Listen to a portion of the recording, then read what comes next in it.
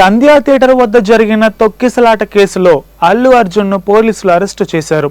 Pushpa 2 pre release సందర్భంగా హైదరాబాద్లోని సంధ్యా theatre వద్ద తొక్కిసలాట జరిగింది. ఒకరు ప్రాణం కూడా పోయింది. ఈ ఘటనపై పిఎస్లో కేసు కూడా నమోదైంది. ఈ రోజు మన బన్నీని అరెస్టు చేసిన పోలీసులు చిక్కడపల్లి పిఎస్కు తరలించారు.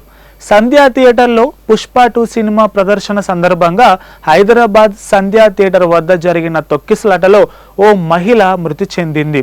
ఈ ఘటనపై పోలీసులు నమోదు చేసిన కేసును కొట్టివేయాలని కోరుతూ హీరో అల్లు అర్జున్ డిసెంబర్ 11వ తేదీన బుధవారం హైకోర్టును ఆశ్రయించారు.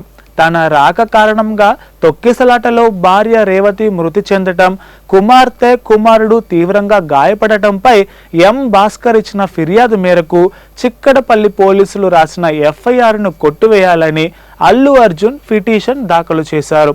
ఈ ఘటనలో మహిళ మృతి చెందటం బాధాకరమని అన్నారు. విడుదల సందర్భంగా తాను థియేటర్కు రావటం సహజమని, గతంలోనూ చాలాసార్లు హాజరయ్యాను, కానీ ఇలాంటి ఘటనలు ఎప్పుడూ చోటు చేసుకోలేదని, తాను థియేటర్కు వస్తున్నట్లు థియేటర్ నిర్వాహకులకు, ఏసీపీకి సమాచారం ఇచ్చానని చెప్పారు బన్నీ. ఇందులో నిర్లక్ష్యం లేదని, ఫిర్యాదుదారు ఆరోపణలు అవాస్తవమని కూడా అన్నారు. కేవలం తన రాక వల్లే ఈ ఘటన జరిగిందని పేర్కొనటం సమంజసం కాదన్నారు అల్లు అర్జున్. ఈ కారణంగా తనపై కేసు నమోదు చేయడం అంటే న్యాయ ప్రక్రియను దుర్వినియోగపరచడమేనని బన్నీ తన అభిప్రాయాన్ని తెలియజేశారు. ఈ కేసు వల్ల తన పేరు, ప్రతిష్టలకు, గౌరవానికి భంగం వాటిల్లే అవకాశం ఉందన్నారు అల్లు అర్జున్.